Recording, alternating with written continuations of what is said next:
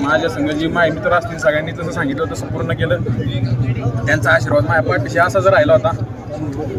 आज मातीत खेळण्यापेक्षा आज जे तुझ्यासारखे तरुण आहेत ते मोबाईलमध्ये दंग झालेले आहेत, काय सांगता येईल?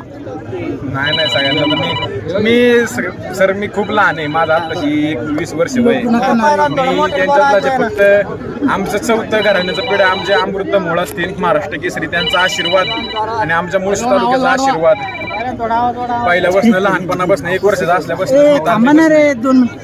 त्यामुळं माझं आणि आज माझ्या सगळ्यांचं स्वप्न पूर्ण झाले. मला खूप आनंद आहे.